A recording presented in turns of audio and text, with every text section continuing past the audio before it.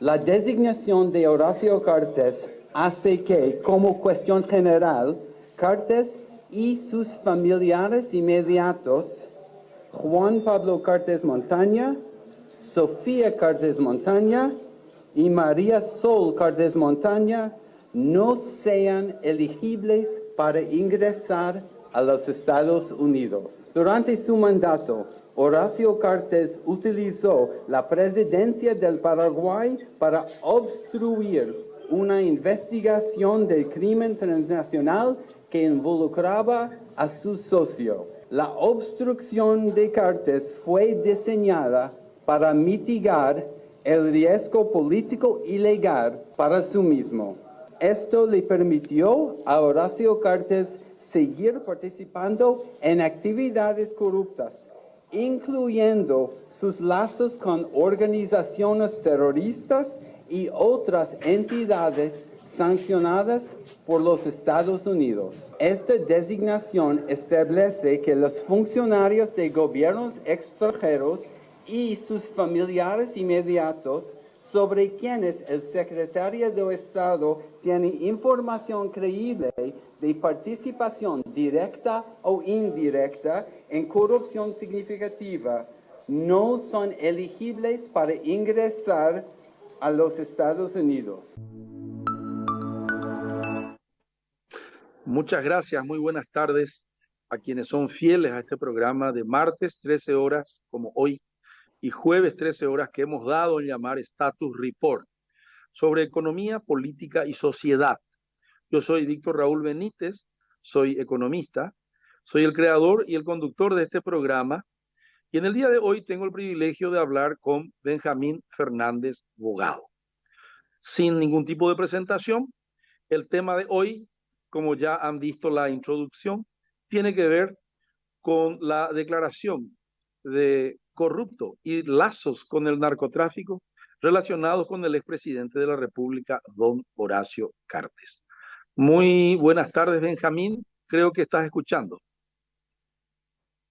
Muy buenas tardes para ti, para tu audiencia. Es un gran gusto compartir contigo estos momentos de reflexión sobre esta sacudida brutal que ha recibido la política paraguaya la semana pasada.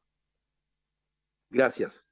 Quisiera que hagamos el ángulo de enfoque en 3 o 4 dimensiones.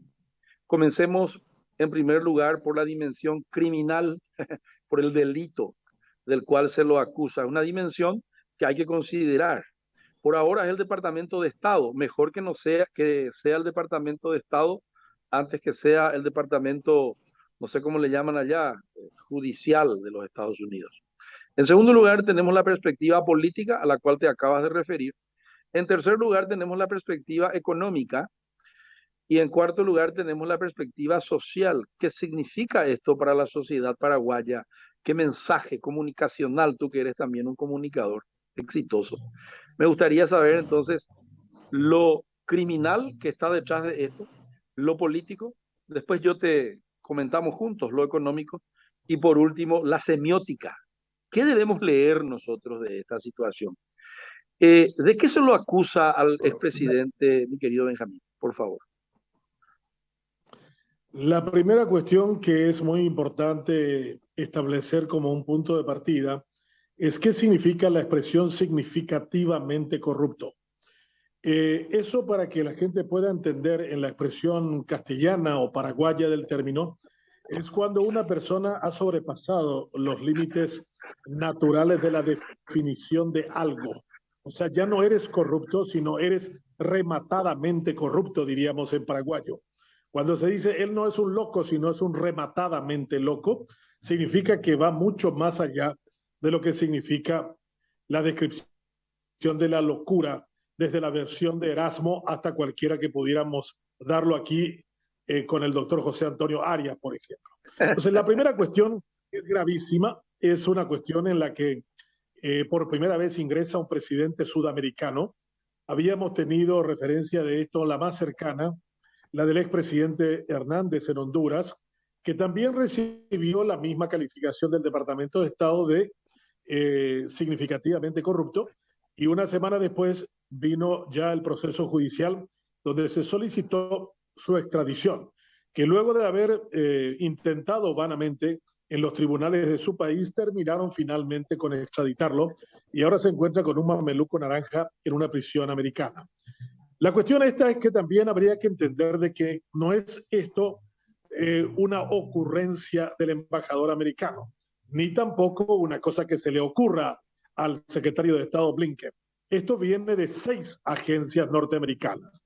Una de ellas tiene que ver con la agencia que se encarga de luchar contra los crímenes, FBI, otro que tiene que ver con las cuestiones de terrorismo, lavado de activos, drogas, narcóticos. Estas cuestiones son también las que se suman y el que hace de portavoz de cada uno de ellos es el Departamento de Estado, que describe en el informe del pasado viernes de las cosas que se les acusa al expresidente Cartes. No es una cuestión menor, no es una cuestión que acá se quiere subestimar para sacarle la connotación al tema diciendo, no, esta es una cuestión política, como si el Departamento de Estado se le ocurriera participar de una cuestión de este tipo en algún momento determinado. Solo en 2 ocasiones anteriores en este proceso de transición, Estados Unidos intervino en asuntos internos del Paraguay, entre comillas. Uno fue cuando Peter Romero, el subsecretario de Asuntos Latinoamericanos, vino y le dijo a la población paraguaya y en especial al general Lino Oviedo que él no podía acceder a la presidencia porque no tenía credenciales democráticas. Esa fue la primera vez. La segunda fue cuando un subsecretario decidió venir a Paraguay para decirle directamente a Cartes y a Loizaga, su canciller, de que no se puede buscar la reelección por la vía de la enmienda. Ahí ya vino por Cartes, pero Cartes entendió que no quería pasar por el papelón y antes de tener la posibilidad de que el subsecretario pisara tierra paraguaya, hizo su renuncia a su ambición reeleccionaria con una carta que le remitió al arzobispo Edmundo Valenzuela.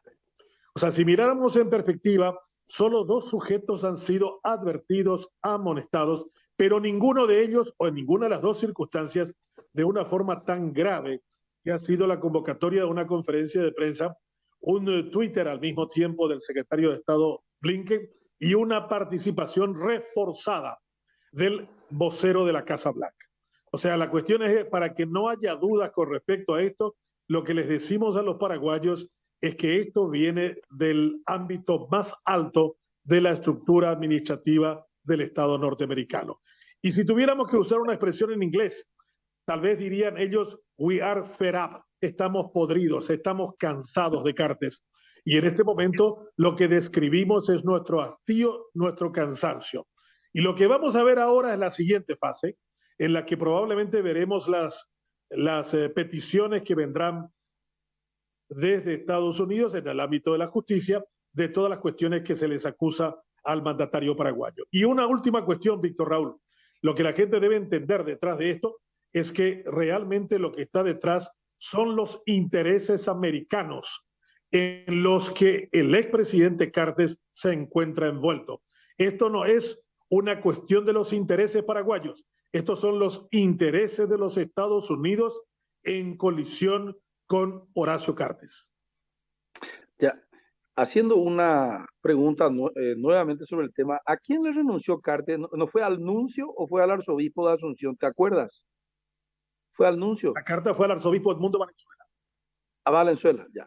Bueno, segundo tema, quiere decir que son delitos o crímenes que cometió este caballero. Todavía estoy en la dimensión de qué delito es o cuáles son aquellos de los cuales se lo acusa. ¿Podría aclarar cuáles son específicamente aquellos que conspiran contra los intereses de la mayor economía de mercado del mundo? ¿Cuáles son? Porque tú me dices, esto no es con el Paraguay. La primera esto es una cuestión un ciudadano paraguayo que está hiriendo intereses. ¿Cuáles son?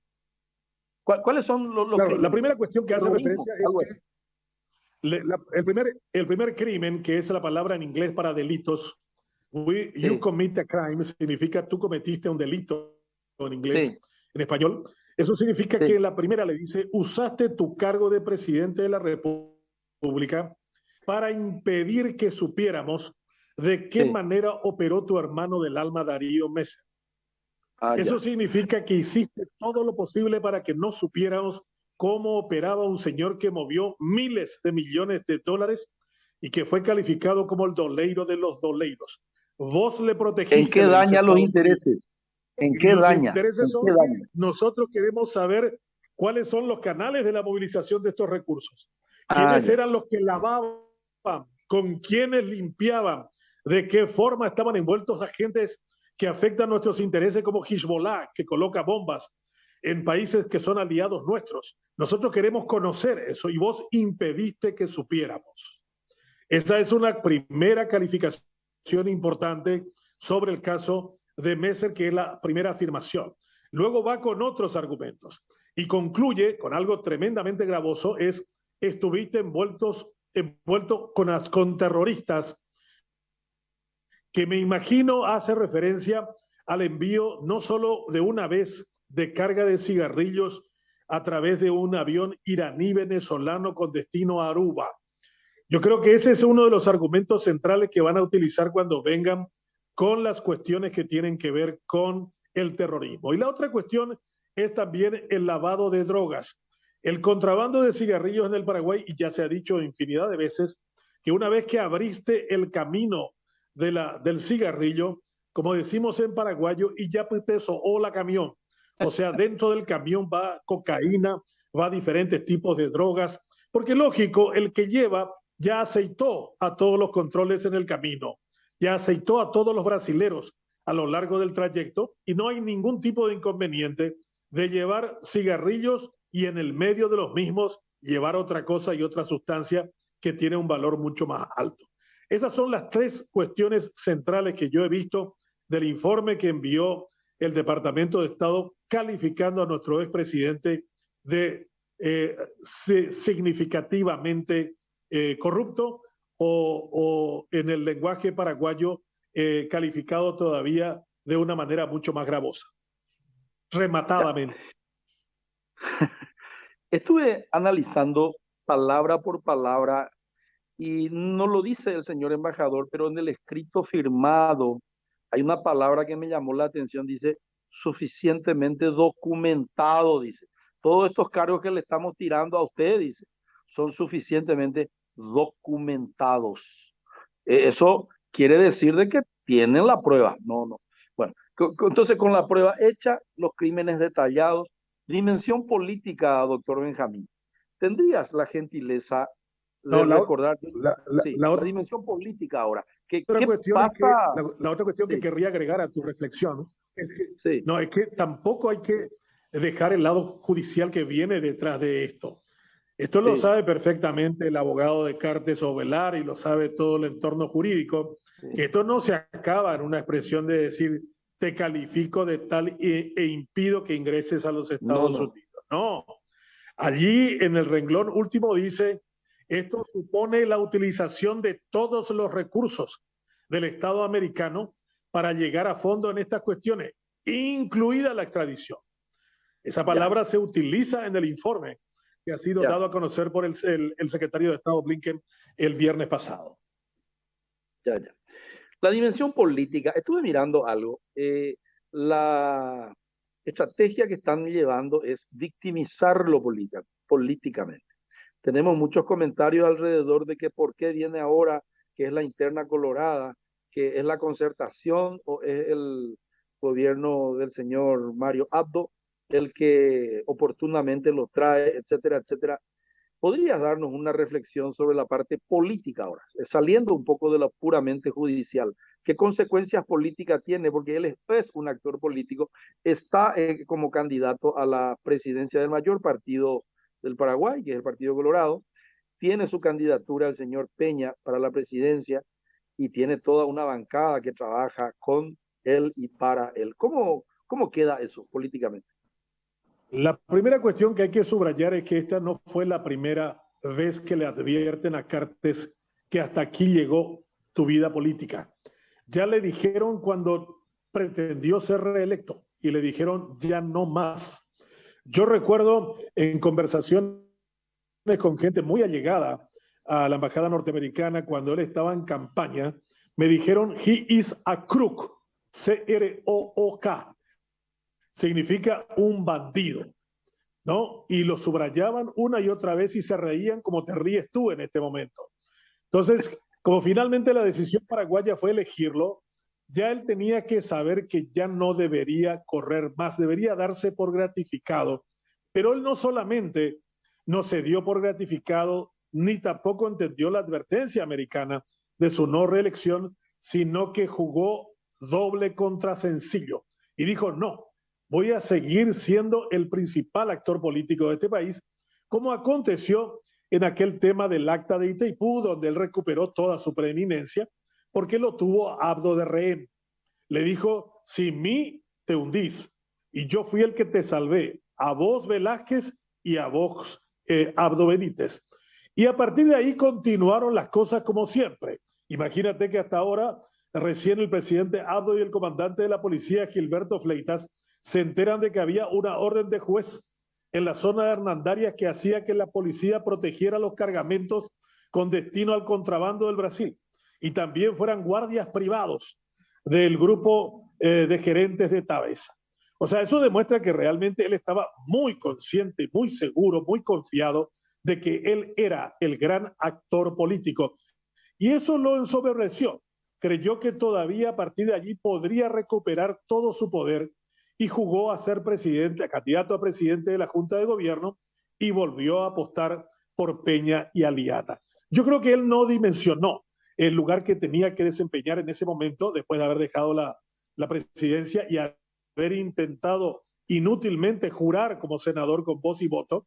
Esa ya fue una manera de decirle desde la clase política paraguaya, con recomendación extranjera, ya no podés ser un actor político. Y cuando le dijeron, tienes que ser senador vitalicio, él como Duarte Frutos reniega de esa condición y dice, no quiero ser. Yo quiero ser un actor político con voz, con voto, y si fuera posible, voy a cambiar la constitución y voy a volver a ser candidato. Ese ha sido el gran error para mí de Cartes, en no haber entendido su finitud como político. ¿Y qué es lo que va a significar esto? Es que en este momento no hay ninguna posibilidad para él que continúe en la política. Y su movimiento, como es personal, no se sostiene sin él. Eso que dijo el diputado Maidana, de que van a continuar independientemente de que Cartes vaya preso, es una soberana estupidez. No hay ningún grupo político en el país que con alguien en desbandada, preso o exiliado haya continuado creciendo su movimiento. Eso no le pasó ni al general Lino Celso Oviedo, que era un político populista con un fuerte discurso de inserción en las masas.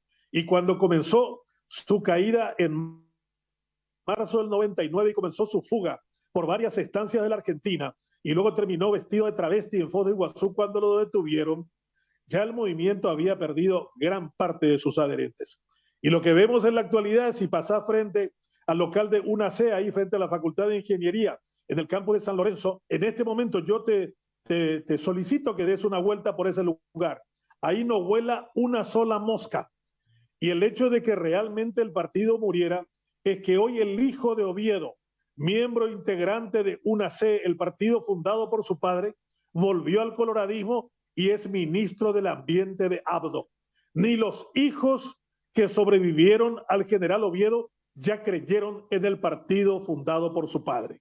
Y es lógico, cuando vean a Cartes metido cada vez más en esta ciénaga que acabará con él, probablemente extraditado, hay muchos que no se acordarán ni de su nombre y le negarán 3 veces, incluido el diputado Maidana. Ya. ¿Qué podemos hacer decir de escenario prospectivo de la candidatura del señor Peña?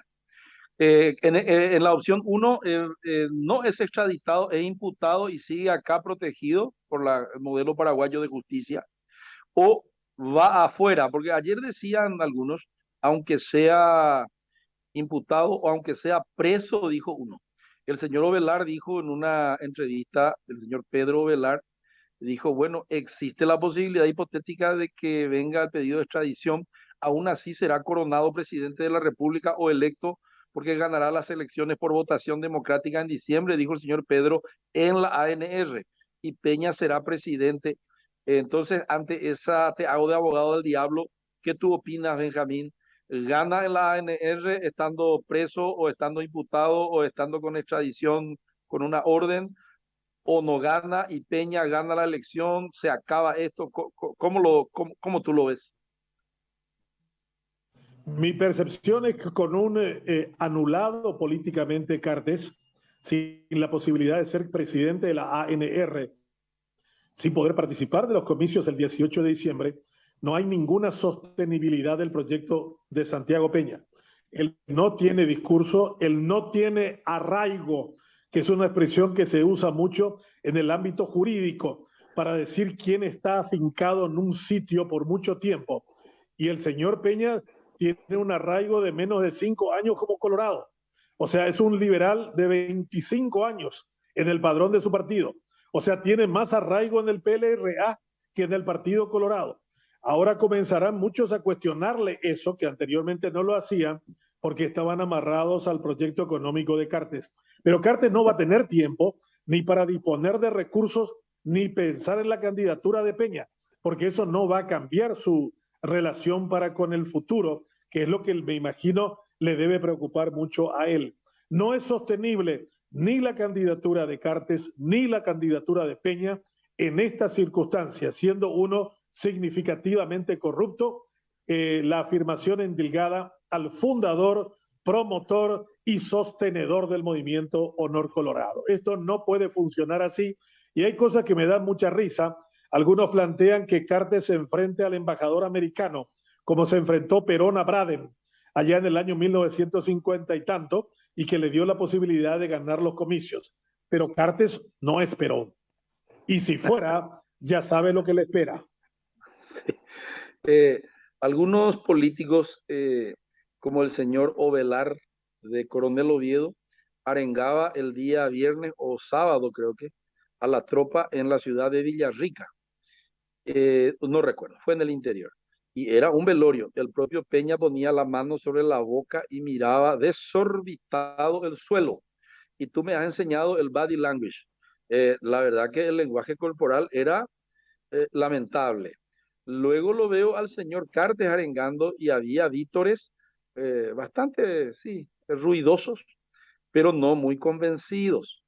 Y bueno, vamos a ver cómo funciona entonces ese tema. Lo veo al señor Acevedo diciendo que es un problema mínimo, migratorio. Y ya no pude contener la risa cuando decía esto es un problema mínimo migratorio. Y estaba escrito, dice, cargos de lazos con el terrorismo.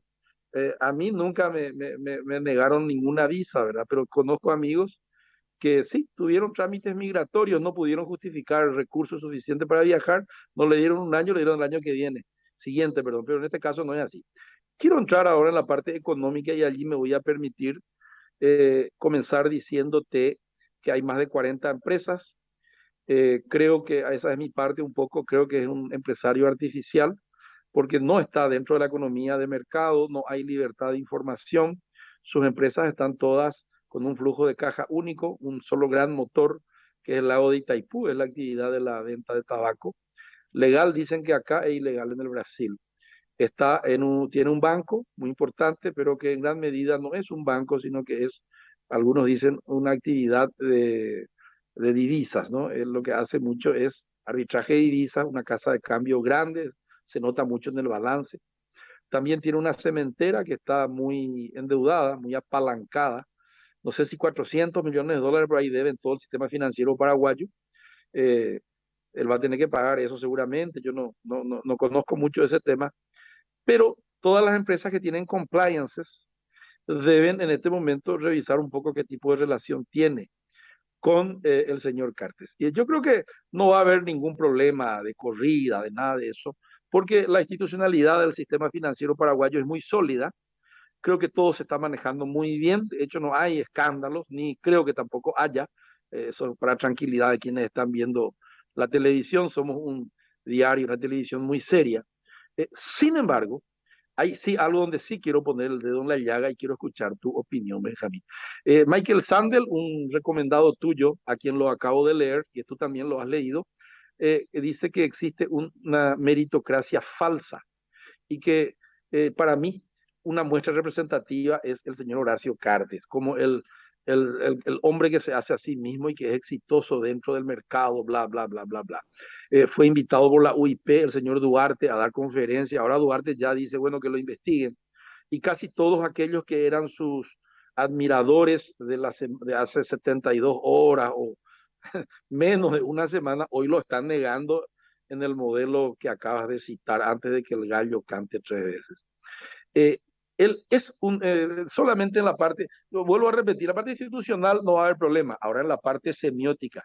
eh, Él era un empresario exitoso al cual se debería emular o es un blef lo que estamos viendo en este momento, porque se cae todo. ¿Es un blef o era realmente un self-made man? Una de las cuestiones que surge detrás de todo esto y que vamos a saber mucho más en corto tiempo era cuán rentables realmente eran las empresas que él decía que eran rentables y Eso. cuántas realmente eran empresas que vivían a costa de limpiar los ingresos del cigarrillo que no podrían ser justificados de manera legal. Esa es una cuestión que nos va a sorprender. Probablemente nos vamos a encontrar con cifras de circulación de periódico muy superiores a los que realmente se vendía, o ocupación completa de las camas del Hotel Sheraton, por ejemplo. Todo eso lo sabremos y creo que eso va a ser también un principio que el Paraguay necesita para el sector económico. Hemos hablado muchas veces sobre eso. La economía paraguaya es de las apariencias. No hay que ser, sino aparentar.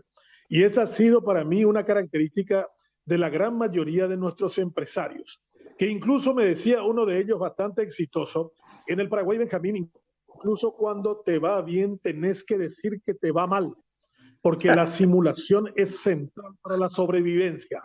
Si vos sos realmente como sos y asumís toda tu condición, entras en un área de debilidad. O sea, tu fortaleza está en la apariencia, en el no ser, o al menos demostrar lo que realmente no eres en ese momento.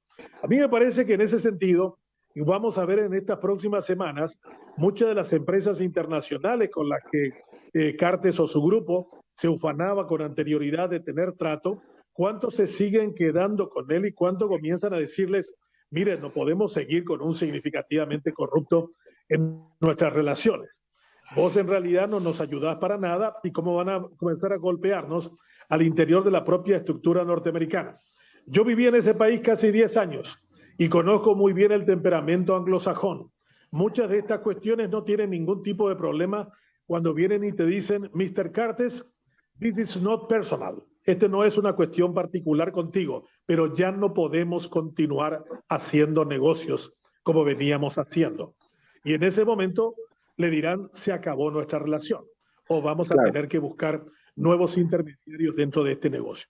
A mí me parece que esa es la cuestión que tomarán muchas empresas a lo largo de todo este tiempo. Todavía recuerdo cuando uno de los ejecutivos de Budweiser me contaba en Estados Unidos cómo había tenido que negociar con él para comprarle la representación de Budweiser en Paraguay cuando la empresa norteamericana de cerveza fue vendida a Andet, la transnacional brasilera. Y dijo, en ese momento yo recuerdo que él tenía todo el control, porque me escribió la cifra que teníamos que pagar en una servilleta en un bar. Y realmente la cifra fue el más grande cheque que alguna vez firmé en mi vida. Y tuvimos que pagarlo solo porque él tenía los derechos de distribución de Budweiser en el Paraguay y nosotros ya no podíamos sostener ese tipo de trato. O sea que ahora también veremos tiempos al revés. Aquello que valdría 10 terminará valiendo 1 o menos 1, porque esas cosas también se terminan pagando en el terreno concreto. Sí, sí. Finalmente quiero entrar en lo social.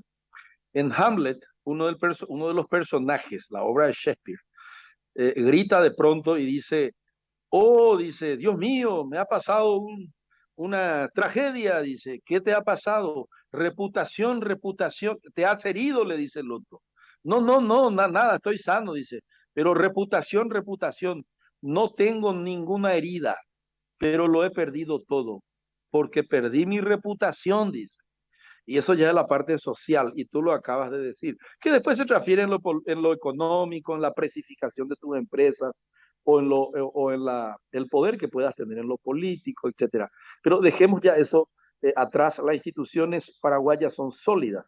Entonces, eso, en lo político quizás no, pero en lo económico yo creo que sí. Entonces, vamos a entrar en lo social. ¿Qué lección aprendida tiene que tener la sociedad paraguaya a partir de esta debacle reputacional de un hombre que pensábamos que era un ejemplo a seguir? Citando a otro que tenía una frase magnífica, Facundo Cabral le preguntaron si era famoso y él dijo no, porque la fama es la hermana prostituta de la gloria. Y él decía, no quiero ser famoso por eso. Es una persona veleidosa que en realidad hace aparentar algo que no es. Y yo creo que Cartes era famoso, pero no tenía la búsqueda de la gloria, sino que buscó el reconocimiento social. Era un hombre que había hecho tal cantidad de fortuna y se había recuperado de haber ingresado a la cárcel, cosa que generalmente golpea severamente a cualquiera. Es una especie de quiebra moral el entrar a una prisión, y él entró a Tacumbú y él decía, yo quiero que me quieran, yo quiero que me admiren, yo quiero que realmente me hagan famoso.